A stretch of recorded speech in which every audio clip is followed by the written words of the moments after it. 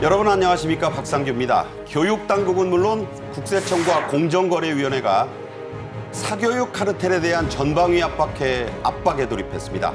현직 교사들이 유명 사설 학원들과 결탁해 막대한 부수입을 챙겨온 사실도 속속 드러나고 있습니다. 노선 변경 논란 속에 극한 정쟁을 빚고 있는 서울 양평 고속도로에 대한 모든 정보를 국토교통부가 전면 공개했습니다. 강상명 대안이 양서면의 원안보다 더 낫다는 도로 전문가들의 평가 결과도 함께 나왔는데요. 김현주 시사평론가, 최진영 변호사와 이 주제들 함께 얘기해 보겠습니다. 어서 오십시오. 네, 안녕하십니까? 네. 오늘의 첫 주제입니다. 현직 교사와 대형 입시 학원들의 뒷거래 의혹, 이른바 사교육 카르텔의 실체가 드러나고 있습니다.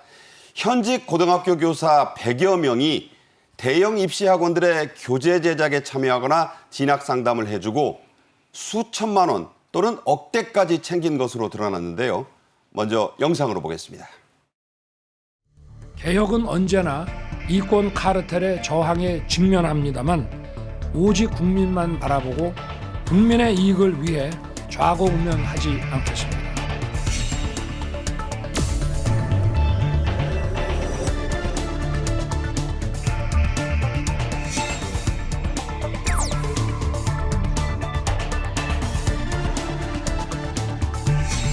수능 전문 대형 입시학원 강사가 수능 관련 출제 경험, 그러니까 수능에 들어갔을 수도 있고 아니면 수능하고 관련된 모의고사나 또는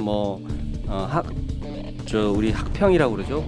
그런 거에 출제 경험이 있는 현직 교사들을 조금 조직적으로 이렇게 관리를 하면서 거기에서 이제 문항을 구매를 하고 그거를 교재 등으로 제작하였다는 제보가 있어서 그런 구체적인 정황을 저희가 개연성이나 신뢰성 이런 걸 조금 추가 확인한 다음에 수사 의뢰를 하게 된 사안입니다.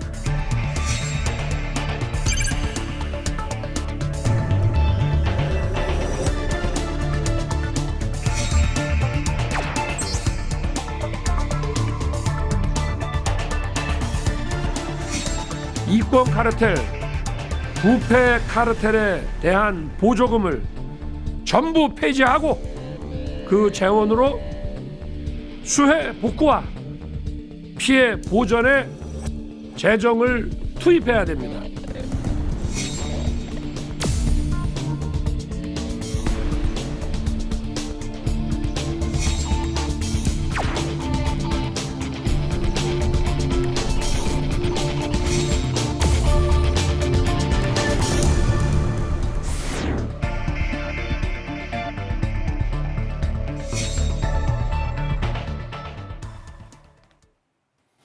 이 이권과 부패 카르텔 타파는 윤석열 대통령이 지난 5월 16일 국무회의에서 처음 거론했습니다. 그 순간으로 다시 돌아가 보시죠. 개혁은 언제나 이권 카르텔의 저항에 직면합니다만 오직 국민만 바라보고 국민의 이익을 위해 좌고우면하지 않겠습니다. 네, 여러 카르텔들 가운데 정부가 가장 먼저 칼을 댄 곳, 바로 사교육 카르텔입니다. 그야말로 전방위 압박이 시작됐다, 이렇게 볼 수 있겠죠?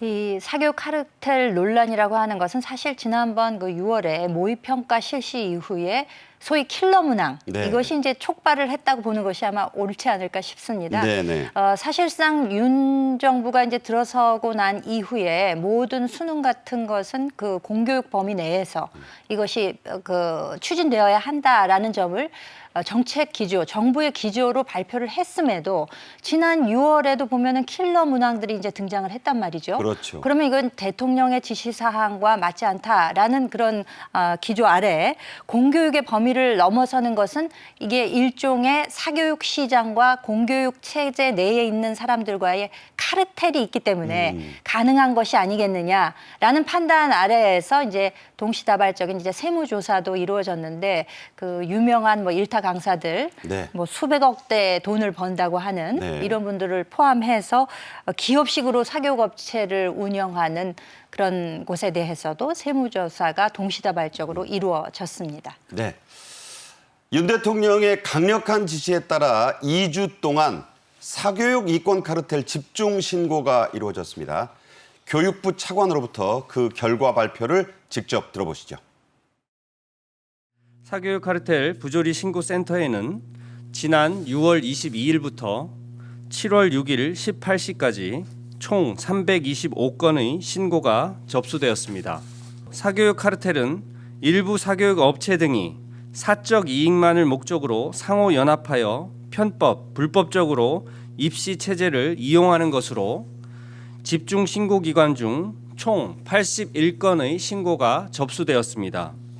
교육부는 집중 신고 기간 종료 후에도 신고센터를 지속 운영하고 범정부 협의회를 통해 관계기관과 공조체계를 확고히 유지하며 사교육 카르텔 부조리에 대해 단호한 대응을 계속해서 이어나갈 예정입니다.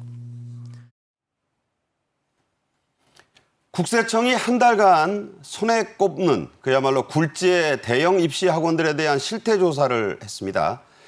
이들 학원이 지난 10년간 매년 5천만 원 이상을 지급한 현직 교사 130명이나 되고 이 가운데 연수입을 1억 원 이상 챙겨준 교사가 60명이나 된다고요? 깜짝 놀랐는데요. 제가 확인해 봤더니만 그 교사분들의 1년 평균 연봉이 한 4천만 원 정도 된다고 합니다. 네. 그런데 지난 10년 동안 최대 한 분 같은 경우에는 9억 3천만 원, 거의 1년에 한 1억 원 정도를 그러니까요. 월급 이외에 사설 학원에 어떤 그 각종 그 서비스를 제공해 주면서 벌었다라고 하니까 사실 교사는 부업이고 오히려 문제를 만들어서 제공하는 것이 주업이 아니었던가 하는 이게 그 배보다 배꼽이 컸던 그런 케이스가 있는 것 같은데요. 네. 말씀하신 것처럼 좀 그 10년간 그 자료를 봤더니만 5천만 원 이상 받은 공무원 교원이 한 130명 정도 되고 그리고 그중에 1억 원 넘는 그 분들이 한 60명 정도 된다라고 했으니까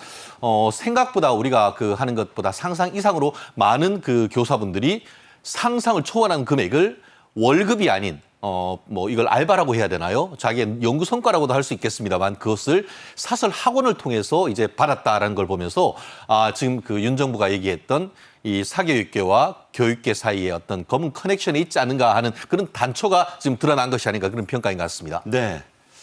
자, 학원 이름을 좀 말해보자면요. 시대인재, 대성, 메가스터디 이 세 학원을 소위 사설학원계의 빅3다. 3대 천왕이다 이렇게 부르고 있습니다. 이들 학원이 현직 교사들에게 챙겨준 뒷돈 목록을 제가 한번 보니까 뭐 이거 프로야구 선수들 연봉 리스트 같아요. 어마어마합니다. 네. 주로 그 소속 지역을 보니까 서울, 경기 등 수도권에서 이제 교사를 하고 계시는 분들, 또 과목을 보자니까 국어, 수학, 사회, 또 진학 상담 하는 분들도 포함이 돼 있습니다. 액수를 보니까 9억 3천만 원도 보이죠. 3억 이상 받은 분들도 상당합니다. 그러니까 저걸 10분의 1로 나누면 9,300만 원은 연봉인 거예요. 그렇죠. 그러면 이렇게 어마어마한 거액을 제공하는 데는 무슨 이유가 있었을까? 이 사람들이 과연 학원에 어떤 정말 일들을 해주고 이와 같은 뒷돈이라면 뒷돈을 받았을까라는 것인데 금액 규모로만 보자면은 어떤 그 수능 모의고사 집 있잖아요. 그 학원에서 자체적으로 팔고 있는 고액으로 팔고 있는 그 문제집들이 있습니다. 그렇죠. 이런 것들을 좀 만든 것이 아니냐. 내지는 이제 킬러 문항. 그 어떤 학원에 보면은요, 그 유리창에다가 킬러 문항이라고 써놓고 그 학원을 운영하는 곳도 있거든요. 그러니까 일종의 그 대형 학원들이 그 세일즈 포인트로 킬러 문항을 내세우고 있는 것을 본다면은 이분들이 상당히 그런 부분에서 뭔가 기여한 것이 아닌가라는 생각이 가능하고 네네. 이와 같은 어마어마한 규모의 금액을 제공했다는 것은 그에 합당한 뭔가 커넥션이 있지 않은가 이런 것을 다시 한번 짐작하게 하는 그런 지점인 것 같습니다. 네. 자, 이런 얘기가 있어요. 수능 평가에 직접 관여한 현직 교사가 사설 학원들의 돈을 받고 일하는 것, 이건 차원이 아예 다른 사안이란 얘기입니다. 자, 왜 이런 얘기가 나오는 걸까요? 제가 사법시험을 뭐 합격을 했습니다만 제 시험 칠 때 어떤 게 있었냐면은 어떤 그 사립학교 고시반에서 모의고사로 쳤던 2차 시험이 그대로 실제로 사법시험에 출제돼가지고 논란이 됐던 적이 있습니다. 네. 딱 그런 것 아니겠습니까? 학교에서 가르치시면서 내부적으로 연구했던 성과를 이 그 사립학교에 팔고 그리고 또 했던 그분이 또 들어가가지고 이제 출제를 하다 보면은 결국 사람의 어떤 머리나 연구란 것은 한계가 있다 보니까 그렇죠. 본인이 몰래 이렇게 문제를 제공하고 돈을 받은 그 문제를 살짝 변형해서 결국 본질은 같으면서 살짝 겉만 포장했던 그런 내용이 있다 보면은 그 특정 학원에 갔던 그 수험생들 같은 네. 경우에는 킬러 문제라고 하지만 사실은 누워서 떡 먹기 문제가 되는 것이죠. 그렇죠. 다 본 거니까. 그러니까 그런 문제가 있다는 것이죠. 실질적으로 지금 매년 이제 수능 출제하는데 한 500명의 교수와 교사가 되는데 최근에 있어가지고는 교수님들보다 교사 숫자가 점점 더 늘리는 그런 어떤 그 흐름을 본다고 하면은 어떤 수능에 출제했던 교사가 평소 때 어떤 그 학원에다가 문제를 제공한다 했던 그런 것은 결국 추후에 이게 내가 냈던가 이렇게 해가지고 수능의 어떤 그 문제가 어떤 공정성의 문제가 생길 수 이런 문제이기 때문에 얘기하신 것처럼 이것은 차원이 다른 그런 문제다라는 비판이 나오는 포인트가 바로 그 부분인 것이죠. 네. 평가원이 수능 출제 경험이 있는 현직 교사들을 다시 쓸 수밖에 없는 이유가 있다고 합니다. 교육당국 핵심 관계자의 얘기를 한번 소개해 보면요. 이게 결국 공생의 먹이사슬 같은 건데 자, 이런 얘기했습니다. 출제 경험이 없는 사람들이 많으면 난이도 조절 등이 엉망이 된다. 그래서 수능 출제자의 절반이 출제 유경험자일 수도 있다. 자, 이거 어떻게 보세요, 김평론가님? 그러니까 매년 그 출제 인원에 포함되는 교사의 숫자가 한 200여 명 정도라고 해요. 네. 그러면은 이분들에게 필요되는 사항이 뭐겠습니까? 일단 수능 문제를 출제할 수 있는 능력이 있어야 되겠죠. 그러면서도 난이도 조절을 해야 된다는 거예요. 그렇죠. 만약에 처음으로 문제 출제하는 분들이 많이 기용이 됐을 경우에는 난이도 조절에 실패하게 되는 그런 사례가 나오지 않겠습니까? 그러니까 평가원 입장에서는 아무래도 유경험자를 선택하게 된다는 거죠. 그러니까 기존에 출제를 했던 경험이 있는 교사들이 다시 기용되는 것은 네. 어떻게 보면 좀 불가피한 현실이다. 이렇게 이제 볼 수도 있겠습니다. 그런데 그 경험자의 입장에서 보자면은 내가 몇 번 출제를 했다. 이런 것을 일종의 이력으로 또 활용할 수 있게 된다는 거죠. 뭐 훈장처럼 달고 다니겠네요. 그렇죠. 그러니까 뭐 2번, 3번이 아니라 많게는 어떤 그 입시연구소 대표의 경우에는 8번을 출제를 했다. 네. 이걸 마치 경력처럼 이렇게 내세우면서 이것을 다시 이제 기용하게 되는 또 이 사람들이 사설 학원으로 어떤 루트가 형성되는 이게 정말 공정한 교육 사다리를 제공하는 데 있어서는 문제가 있을 수 있다고 보는 것이 맞죠. 그러니까 교육당국 관계자에게서는 사실상 그 난이도 조절을 할 수 있으면서 또 수능 문제도 출제할 수 있는 능력자를 고르기가 쉽지 않다. 그래서 또 유경험자를 또 선택하게 되는 어떻게 보면은 좀 악순환이 계속되는 그런 것이 현실이라고 볼 수 있을 것 같습니다. 네, 어쩔 수 없다고는 하지만 이런 먹이사슬이 형성될 수밖에 없는 이유에 대해서 김현주 평론가가 좀 지적을 해 주셨습니다. 이렇게 수능 출제 경험이 있는 강사들이 많이 포진돼 있는 서울 강남의 빅3 학원들은 학생들이 부담해야 될 월 학원비 300만 원이 넘는다고 하네요.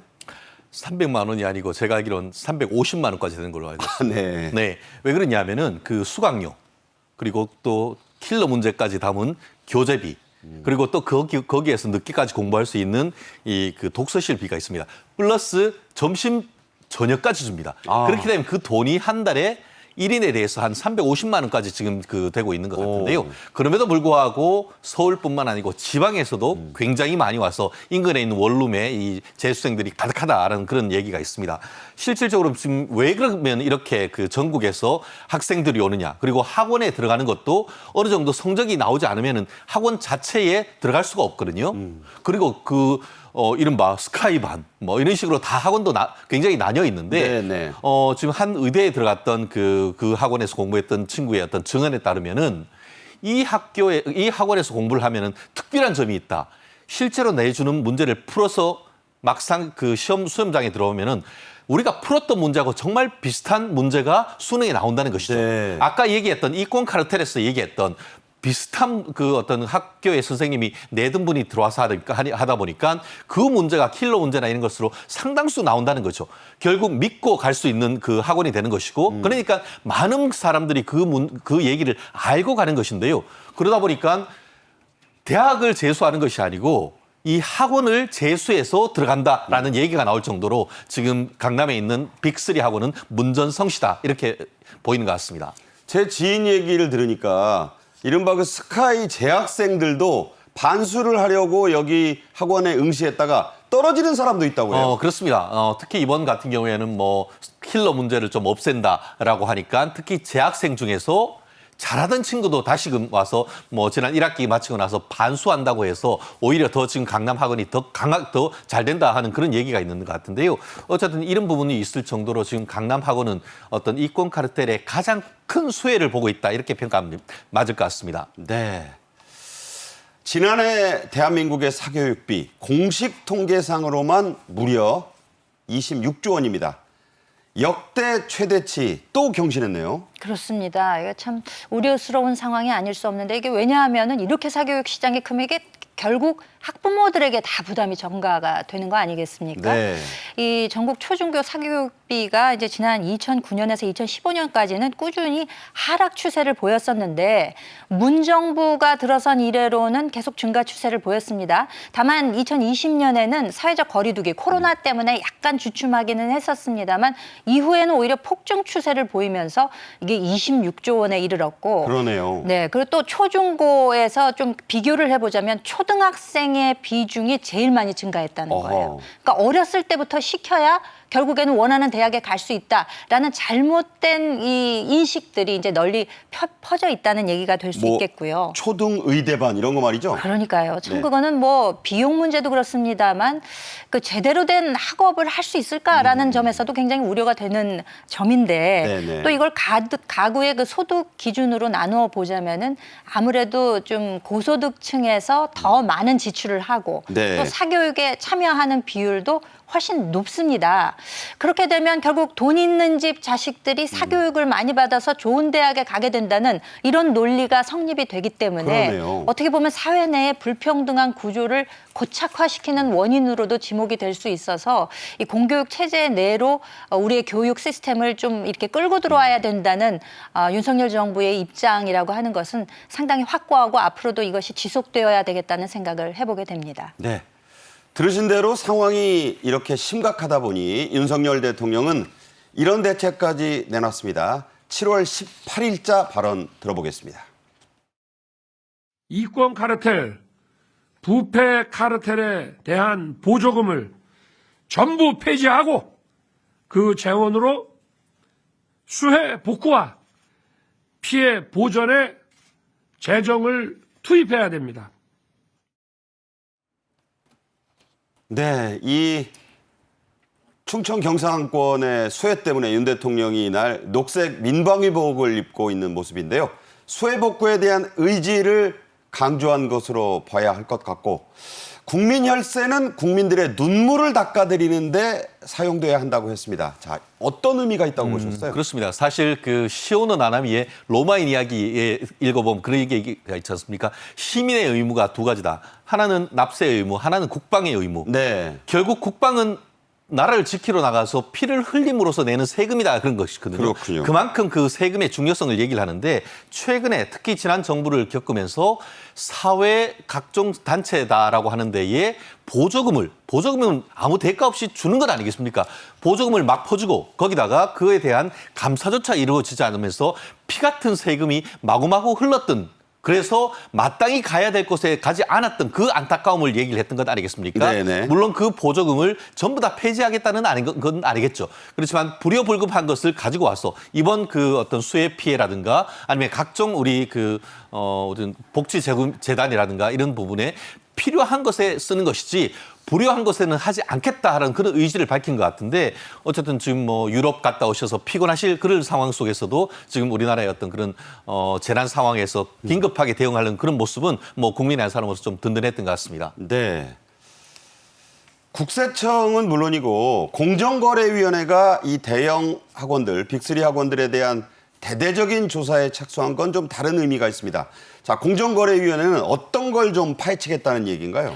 주로 그 현장 조사를 통해서 대형 입시 학원, 거기다 이제 교재 출판사 이런 분야에 대한 조사를 할 것으로 보입니다. 하고 있는 것으로도 보이고요. 예. 주로 살펴보는 분야는 거짓이나 과장 광고, 혹은 거기에다가 이제 교재를 끼워 파는 것이 아니냐. 끼워 팔기. 네, 이게 어떻게 보면 전부 불공정 행위라고 할 수가 있는 거거든요. 네네. 그러니까 사교육 업계의 이런 불공정한 행태를 좀 혁파하겠다라는 의지로 보이는데, 예를 들자면은 그 교재를 집필한 그 선생님의 이력을 부풀린다든지, 이건 이제 과장이죠. 아니면 없던 이력을 넣어서 이제 허위로 광고를 한다던가, 네네. 혹은 뭐 객관적인 증거가 없이 뭐 몇 명 이상 입시에 뭐 합격을 했다던가, 어디 뭐 이렇게 보냈다 이런 그렇죠. 거. 네. 몇 명 이상 합격을 보장한다던가 이런 식으로 광고하는 거는 이건 전부 불공정한 행위라고 할 수 있기 때문에 네네. 이와 같은 허위 과장 광고 같은 것들에 대해서 조사 요청이 들어왔고, 실제 공정위가 이것들을 들여다보고 있다라는 것이 이제 현실입니다.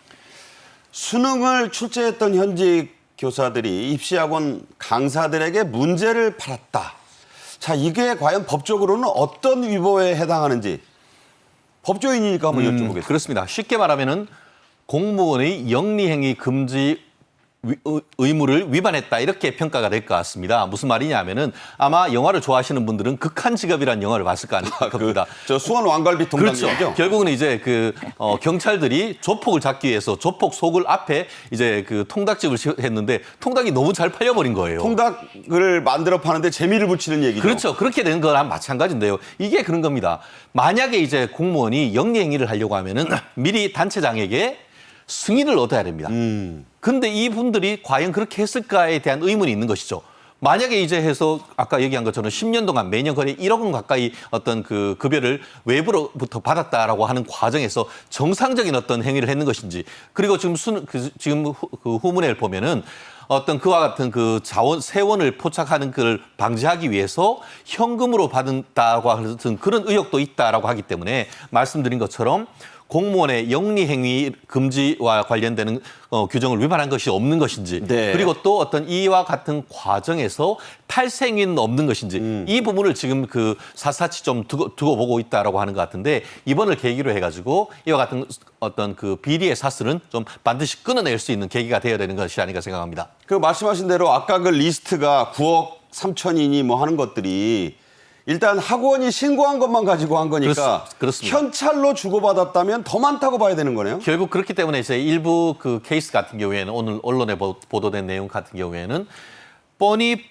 그 우리가 수입이 확실한데 실제로 카드나 이걸로 쓴 돈은 그보다 몇 배에 해당하는 케이스를 지금 적발했다라는 것이죠. 예. 그렇기 때문에 그 돈이 정상적으로 본인들이 이제 버는 돈인지, 물론 뭐 본인이 로또가 당첨됐을 수도 있고 다른 어떤 투자를 통해서 받았을 수도 있겠죠. 하지만 그와 같은 것에 대한 그 공무원의 청렴성, 연결성, 인테그리티, 이런 부분과 관련된 부분이 있기 때문에 이 부분에 대해서 좀 더 조사를 하는 것 같습니다. 지금 변호사님이 말씀하신 것도 기사에 난 걸 보면 현직 교사가 아무리 그 수입을 봐도 그 억대 수입인데 한 20억 원 넘게 쓴 사람이 그렇습니다. 있다고요? 네네. 바로 그런 거겠죠. 맞습니다. 제가 말씀드린 것이, 우리가 뭐 정말 로또 맞아서 그렇지 않다고 한다고 하면은 우리가 그렇게 했을 가능성은 아주 예외적인 거기 때문에 그 예외 사유가 정당한지를 좀 들여다보겠다는 것 같습니다.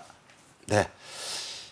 교육부 차관은 학원법을 개정해서 처벌을 더 강화하거나 새로운 유형의 의무를 부과하는 방안을 올 하반기에는 제시하겠다고 했습니다. 직접 들어보시죠.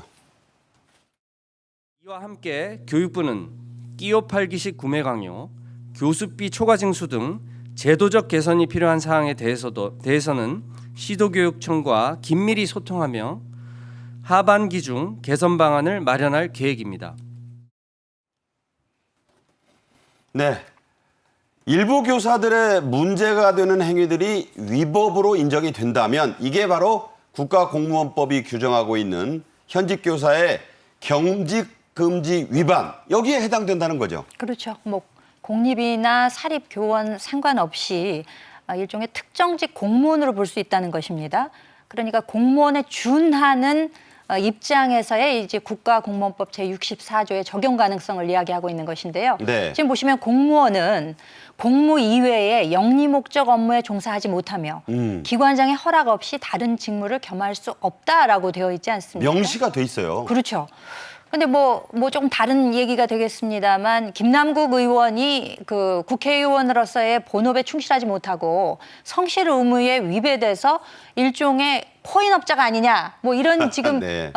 지적이 나오고 있는 것도 개인 영리를 위해서 고위직 공무원 아니겠습니까? 선출직 공무원이고. 그렇죠. 그런데 이제 그에 대해서 지금 지적을 하고 있는 건데 교원의 경우에도 마찬가지라는 거죠. 개인적인 영리 목적으로 어떤 활동을 하고 이것을 이를테면 그 교장 선생님이나 이런 분들의 허락을 받고 했겠습니까? 몰래 했겠죠. 거의 안 그렇다고 봐야죠. 그렇죠. 그렇기 때문에 이거 개인적인 영리 목적으로 이렇게 해서 막 수억 원씩 돈을 받았다? 이러면은 이거 특정직 공무원으로서의 그 의무를 위반하는 것이 되고 따라서 이것은 이제 법률이나 원칙, 상식에 위배되는 행위이기 때문에 네, 이에 네. 대해서는 정부가 이제 칼을 빼든 것이 아닌가 이렇게 생각이 됩니다. 네.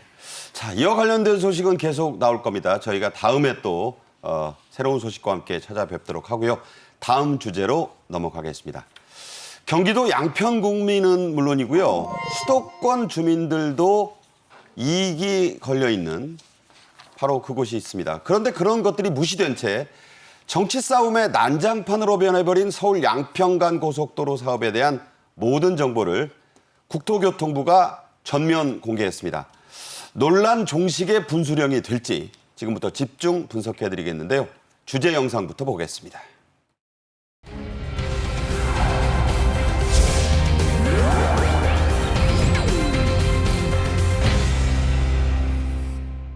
오늘은 서울 양평 고속도로에 대해서 말씀드리고자 합니다.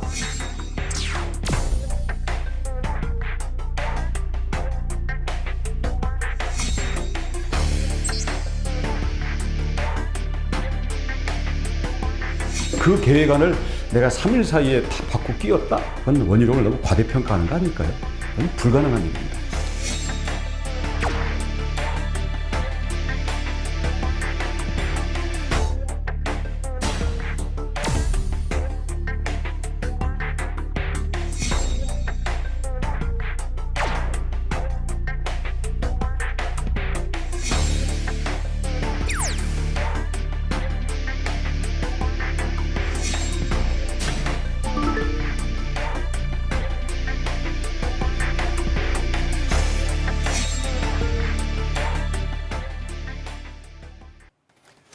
국토교통부가 지난 월요일 그러니까 7월 23일부터 관련 자료를 전면 공개한 서울 양평고속도로 사업.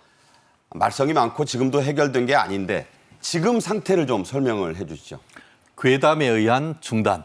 뭐 이렇게 한마디로 얘기할 수 있지 않겠습니까? 네. 사실 그동안에 이제 그 예비 타당성 조사를 통해서 거의 15년 동안에 걸쳐서 있는 주민 수건 사업인데 민주당과 야당의 어떤 그 괴담성 어떤 주장에 의해서 지금 원희룡 국토교통부 장관이 말씀은 백지화라고 했습니다만 지금 논란 자체가 너무 심하기 때문에 현재로서는 중단을 하고 어떤 여야와 국민들의 어떤 여론을 다시 한번 모아진다고 하면은 새로 추진할 수 있다라는 정도의 어떤 지금 뉘앙스를 풍기고 있는 상황인 것 같은데요. 네. 어쨌든 어떤 거의 2조 원 가까이 드는 국책 사업이 어떤 괴담에 의해서 중단되고 있다라는 것이 대한민국 21세기 대한민국의 현실인 것 같아서 국민의 한 사람으로 참담한데요. 이 사안의 진실이 무엇인지 밝혀서 빨리 이 부분이 그 정상화되고 그래서 그 현장에 있는 그 주민들뿐만 아니고 수도권에 있는 분들이 또 뭐 경기도 또 강원도 또 그걸 거쳐서 이제 대구 경북 이제 영남으로 갈 수 있는 그 아주 중요한 도로기 때문에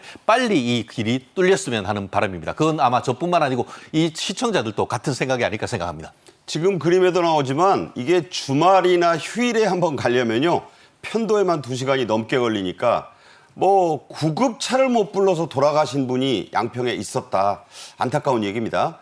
자, 지난 7년간의 자료들을 공개하기 위해 국토부가 자료 공개 페이지까지 새로 만들었는데요. 자, 여기에 공개된 자료들 주로 어떤 것들인가요? 그러니까 이제 따로 페이지를 만들었다는 거예요. 서울 양평 고속도로에 관련된 모든 자료를 공개합니다 하면서 지금 이게 지금 홈페이지 상에 이 페이지 이런 식으로 이제 지금 공개가 됐는데 보고 계시는데요. 네네. 종합 검토에 관한 PPT는 물론이고요. 예비 타당성 조사 이후에 그 대환과의 비교표 또 나와 있습니다. 네네. 그리고 뭐 사업비에 관한 것, 또 교통 수요에 관한 내용. 그러니까 어떻게 보면 2016년 이후 7년간의 거의 모든 공문을 축약, 요약해서 보시는 분들이 아, 이런 과정을 통해서 지금까지 논의가 진행되어 왔구나라는 것을 아실 수 있도록 이렇게 올려놓은 것입니다. 그러니까 오죽 답답하면 이런 방법을 선택했을까 하는 생각도 드는데요. 이렇게 테이블 위에 모두 올려놓았으니 국민 여러분들께서 좀 보시고 직접 좀 검토를 해 주십시오라는 아마 뜻이 아닐까 싶습니다. 네. 지난 사실 뭐 2008년, 9년부터 15년 이상 된 양평 군민들 내지는 수도권 일대 살고 계시는 분들의 수원 사업이기도 그렇죠. 한데 뭐 건설 계획이나 환경 영향 평가 등을 포함해서 총 자료 55건이 모두 공개가 됐습니다. 한번 관심 있는 분들께서는 직접 들여다 보신다면은 아, 이 논의가 이렇게 진행되어 왔구나. 그래서 지금 제기되고 있는 정쟁의 요소들은 네. 정말 괴담에 불과하구나라는 점을 아마 확인하실 수 있을 겁니다. 네. 자료 많기는 뭐 드라마 같은 데 보면 변호사들이 으뜸 아니겠습니까? 네. 그러니까 많은 자료를 다 공개를 해놓고 누구든지 와서 한번 봐라 이런 얘기인데 저게 갖는 의미는 어떤 걸까요? 결국 있는 그대로 다 깐다 이것 아니겠습니까? 지금 있는 그대로 다 봐라. 그러면은 여기에서 우리 정부에 들어서 뭐가 잘못됐는지 오히려 자료를 다 보면은 사실상 지난 문재인 정부 때 있었던 자료들이 대부분 한 90%, 95% 이상일 겁니다. 그렇기 때문에 마치 민주당 같은 경우에는 이번 정부에 들어서자마자 특정인을 위해서 특히 이제 그 김건희 여사의 일가를 위해서 갑자기 뭘 변경했다라고 하지만 내용을 다 보면은 그 내용의 99% 이상은 지난 정부에 있으면서 얘기를 했고 예타 같은 경우에도 사실 예비 타당성 조사에도 보면은 원안보다는 오히려 대안 노선이 경제성이나 어떤 효율성이 훨씬 낫다는 그 내용이 있다. 이런 점을 밝히고 있기 때문에 결국 국민들한테 다 밝히고 그것에 대해서 국민들이 냉정한 평가를 받겠다라고 하는 어떻게 보면 국민들에 대한 양심 선언이다 이렇게 평가할 수 있을 것 같습니다. 네. 이 국토부 홈페이지에는요, 이런 란이 있어요. 언론 보도 사실은 이렇습니다. 이런 내용인데, 자, 이런 란을 마련한 것도 사실 굉장히 이례적입니다. 정부 부처. 자, 어떤 것들이냐. 뭐, 서울 양평고속도로에 대한 각종 언론 보도를 다 이제 갈무리해 놓은 거예요. 동노선은 뭐 타당성 조사를 진행 중이고 주민 의견수에서 사실이 아니다. 뭐는 사실이 아니고 사실은 이렇다. 자, 이런 내용들이거든요. 그렇습니다. 말씀드린 것처럼 우리가 그 신문에 보면은 사실은 이렇습니다 해서 반론 보도 같은 겁니다. 그래서 그 민주당을 비롯한 야권에서 제기하는 각종 의혹에 대해서 사실관계를 객관적 근거에 의해서 쉽게 설명해 놨습니다. 그렇기 때문에 이 부분에 대해서 관심이 있으신 분들은 이 방송 보신 다음에 홈페이지를 한번 가보십시오. 그러면 굉장히 많은 자료가 있는데 자료에 있는 핵심적인 내용은 이 팝업을 통해서 내용이 설명되어 있고 그에 대한 보다 구체적인 자료를 보시려고 하면은 관련된 것을 다운받아서 읽을 수가 있기 때문에 굉장히 편하게 했습니다. 한번 직접 보시고 판단해 보시면 어떨까 싶습니다. 네. 자, 이렇게 되면 물론 이제 이게 정치 싸움으로 본질이 좀 흐려지다 보니까 내가 좋아하는 진영이나 언론이 보도한 내용만 또 골라서 보실 수도 있고 상대방 걸 무시하는 그런 수도 있어요. 하지만 이게 사실과 팩트 같은 얘기입니다만 이런 걸 중심으로 봐야 되잖아요. 이 자료를 국토부가 이렇게 공개하게 된 배경, 그건 뭔가요? 정말 그 사실에 근거해서 일종의 팩트 체크를 직접 좀 해봐 주십사 하는 이제 그런 의미가 아니었을까 싶습니다. 이게 이제 15년도 더 된 논쟁입니다. 당시에 2008년, 9년도에는 민자가 들어와서 이거를 좀 해달라라는 주민들의 요구가 있었음에도 당시에는 사업성이 없기 때문에 이제 민자가 못 들어왔던 것이고요.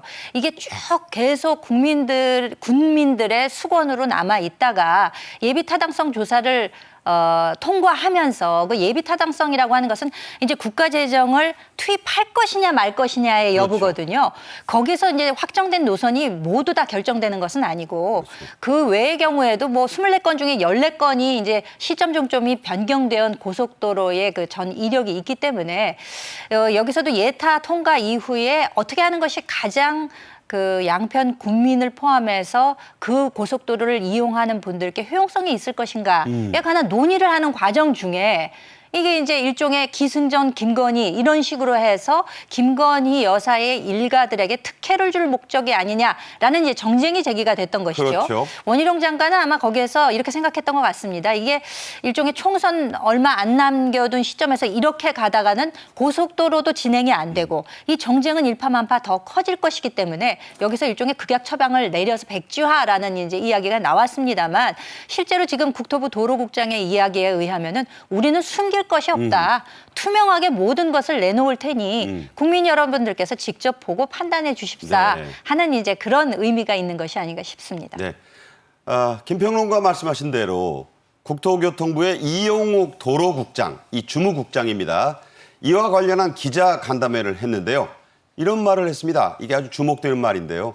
해당 사업의 원안을 추진하는 것이 배임이다. 이렇게 얘기했습니다. 이 배임이란 말이 이 법률 용어인데, 자, 도로국장이 이렇게 말한 이유는 뭘까요? 결국 그런 것이죠. 지금 야권 같은 경우에는 김건희 여사에 대한 특혜, 그래서 현재 대안을 만드는 것이 오히려 국민에 대한 배임이다라고 하지만 실무를 담당하는 국토부의 도로국장 같은 경우에는 원안을 하는 것이 국민에 대한 배임이다 이런 얘기인 것이거든요. 네네. 왜냐하면은 지금 그 기준이 크게 세 가지인 것이죠. 예타의 경제성, 환경성, 주민 수용성 이렇게 되는 것 아니겠습니까? 네네. 경제성이라는 측면에서 봤을 때에도 도로에 대한 어떤 그 교통 분담하는 효과가 원안보다는 지금 강상면을 지나가는 것이 훨씬 유리하고, 환경성이라는 측면에서도 원안 같은 경우에는 한강을 다리를 2개를 놓고 그렇죠. 또 한강 위를 3km 이상 가야 되는 반면에 여긴 다리 하나에 그 한강을 지나가는 거리도 1km 이상 적기 때문에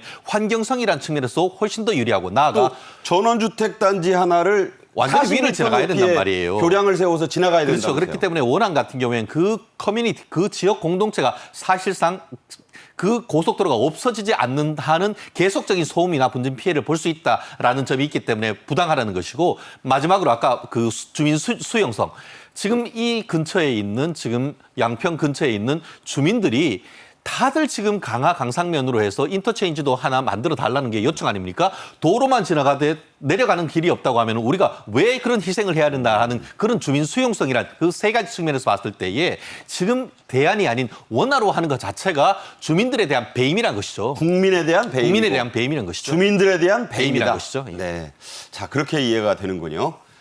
원희룡 국토부 장관은 자료 공개 전에라도 국민들의 궁금증에 직접 내가 답변을 하겠다면서 SNS를 통한 공개 설명을 하고 나섰습니다. 자, 이 부분은 어떻게 봐야 될까요? 원희룡 장관은 그 굉장히 머리가 좋으신 분이잖아요. 뭐 수석을 뭐 2번이나 했죠. 여러 번 네. 하셨지 않습니까? 그러니까 어떤 사안을 파악해서 그것을 알기 쉽게 설명하는 데는 상당히 뭐 기본적인 능력이 있으신 분으로 이제 자타가 공인을 하죠. 그러니까 원희룡 장관이 이제 전에 그 대선 국면에서 대장동 일타 강사로 나섰었죠. 이번에는 이제 서울 양평간 고속도로에 있어서도 일타 강사로 이미 나선 바가 있습니다. 그럼에도 불구하고 이제 국토부에서 국토부 누리집 온통 광장이라는 것을 이제 개설을 해가지고 직접 국민들로부터 궁금한 사항을 질문을 받아서 직접 답변을 드리겠다는 거예요. 어떻게 보면 얼마나 자신이 있는 그런 상황이길래 이렇게까지 할 수 있을까라는 생각이 드는데, 그러니까 모든 것을 그 투명하게 자료를 공개하고 또 궁금하신 사항에 대해서는 직접 책임감을 가지고 주무장관으로서 대답을 하겠다. 이제 이런 태도를 취하고 있기 때문에 아마 궁금한 점이 있거나 혹은 의아한 점이 있다고 생각하시는 국민 여러분들이 계신다면은 아마 질문을 통해서 그 궁금증을 해소하는 것도 좋은 방법이 아닐까 싶습니다. 네. 원희룡 국토부 장관, 오늘 뭐 이 강사 얘기를 좀 하게 되는데 일타 강사 2탄입니다. 관련 내용을 한번 직접 들어보시죠. 안녕하세요. 국토교통부 장관 원희룡입니다. 오늘은 서울 양평 고속도로에 대해서 말씀드리고자 합니다. 전혀 근거가 없는 거짓 선동입니다. 양평 고속도로 특혜 의혹, 이거 이제는 안 통합니다. 대한민국이 정상화로 가기 위해서는 이 거짓 선동에 의한 정치 공세, 이제는 국민의 손으로 이제는 정리를 시켜주실 때가 됐다고 생각합니다. 서울 양평 고속도로에 관련된 일체의 자료를 지금 전 국민을 상대로 인터넷에 모두 공개하였습니다. 이 아래 국토교통부 홈페이지에서 자료들을 확인하고 검증해 주시기를 부탁드립니다. 네, 공개된 자료들 가운데 주목을 끄는 게 하나 있습니다. 서울 양평고속도로 노선과 관련해 도로공사가 자문한 전문기관 3곳 모두 원안의 문제점을 지적했고, 이 가운데 2곳, 3곳 중에 2곳은 대안이 더 낫다, 이런 결과를 내놨다고 하는데 이 부분은 어떻게 봐야 할까요? 그렇습니다. 결국 지금 말씀하셨던 뭐 예타건 아니면 도로공사든 한국개발연구원이건 각종 전문가든 그런 의견을 내는 거는 이번 정부가 아니고 지난 정부에서 이미 다 있었던 그런 내용인 것이죠. 그리고 본질적으로 예비 타당성 조사 안에 보면은 그것이 사실은 이익 대 편익 대 비용 했을 때 살짝 1.0을 넘었던 그 기억이 제가 나는데요. 네. 결국 그 내용에서도 그때도 이미 대안에 대한 얘기가 있었던 것 같습니다. 나아가 이번 그 지난 정부 말기에 있었던 이런 각종 그 전문가와 전문 기관들의 영역 보고서 같은 경우에도 현재 예타안보다는 이 밑으로 가는, 한마디로 양수리 쪽 가는 것이 아닌 이 밑으로 해서 강화 강상면을 통해 가지고 중부 내륙 고속도로 가는 그 안이 훨씬 더 아까 말씀드린 경제성이라든가 환경성, 주민 수용성에서 낫다라는 의견이 객관적으로 일치되고 있습니다. 그렇기 네. 때문에 이러한 어떤 객관적이고 과학적인 근거를 믿지 않고 그 부분을 계속 어떤 그 괴담 내지는 특혜 어떤 김건희 여사의 일가를 위한 특혜식으로 얘기하는 것 자체를 믿는다는 것 자체가 과학이라기보다는 오히려 정치 내지 신앙적 영역으로 가는 것이 아닌가 하는 비판이 가능한 것이 바로 이러한 객관적인 종합 보고서가 아닌가 생각합니다. 네. 국토부는 앞서 이 사업에 대한 전면 백지화 선언을 했죠. 이를 두고 원장관은 일종의 충격요법이었다는 답을 내놨습니다. 자, 충격요법 이럴 때 쓰는 말인가요? 결국 저도 이제 백지화라고 쓰고 유예라고 읽는다라고 저는 처음에 그 평가했던 적이 있는 것 같은데요. 이게 국책 사업이기 때문에 원희룡 장관이 백지화라고 해서 이 사안 자체의 어떤 논란의 핵심이 뭔지를 짚고 결국은 이게 그 객관적 과학적 근거가 아닌 괴담에 의해서 이게 흔들려서는 안 된다라는 취지로 이제 강한 얘기를 했고, 나아가 이제 내일 같은 경우에는 국회에서 이 국토교통위원회 질의하는 데 참석한다라고 하는데요. 네. 그 부분에 있어서 향후 계획에 대한 얘기를 할 가능성이 높다라고 얘기를 합니다. 물론 그 실무적으로는 아직까지 이게 백지화다 아니다라고 단정적으로 얘기할 상황은 아니다라고 얘기를 하고 있습니다만, 조심스럽게나마 저는 내일 원희룡 장관께서 향후에 어떤 그 묘안을 나름대로 제시를 하면서 이 사안을 다시 한번 시작하게 할 원동력을 좀 한번 던지지 않을까 예측을 해봅니다. 네, 말씀하신 대로 원장관은 아직은 백지화를 철회한다는 말을 하지 않았지만 빨리 좀 정상화가 되기를 나도 원한다, 이런 말을 했어요.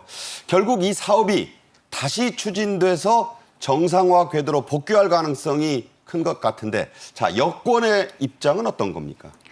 그렇게 이게 돼야 되지 않겠습니까? 그냥 이 사안의 본질을 놓고 보면 서울 양평 간의 고속도로를 놓자는 게 원래 이야기였거든요. 그렇죠. 그런데 이게 이제 정치권에 들어와서 정쟁의 요소로 되다 보니까 본질은 어디로 사라지고 그냥 계속 싸움하는 네. 모습만 국민 여러분들께 지금 보여드리고 있는데, 분명히 교통수요상 놓여져야 하는 것은 주지의 사실입니다. 네네. 당위성이 있는 것이기 때문에 교통난 해소라는 이 차원 하나로만 놓고 볼 때도 반드시 재추진이 될 것이라고 생각이 되고요. 원희룡 장관이 백지화라는 말을 꺼내놓기는 했습니다만 이것은 반드시 그 추진되어야 하는 당위성을 국민 여러분들이 이제 생각하고 계시다. 그리고 뭐 또 김정재 의원의 이야기를 빌자면은 네네. 이 사업이라고 하는 것이 이제 정쟁의 요소만 중단이 된다면 언제든지 재추진할 수 있다, 정상화될 것이다라는 이야기를 하고 있기 때문에 저는 빨리 이 정쟁 요소를 좀 걷어내고, 근데 내일 이제 교통에 출석한다고 하는데 좀 걱정은 됩니다. 얼마나 또 옥신각신 그런 네. 이야기들이 있을까봐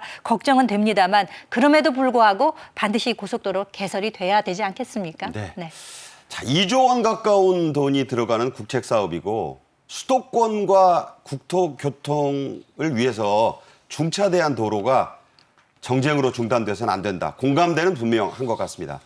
서울 양평고속도로 사업에 대해 여당은 이렇게 재추진 가능성을, 하지만 민주당을 중심으로 한 야당은 백지화를 철회하고 원안대로 추진하라는 요구를 굽히지 않고 있어요. 야당은 국정조사 요구서까지 제출하겠다, 이런 의지가 확고하죠?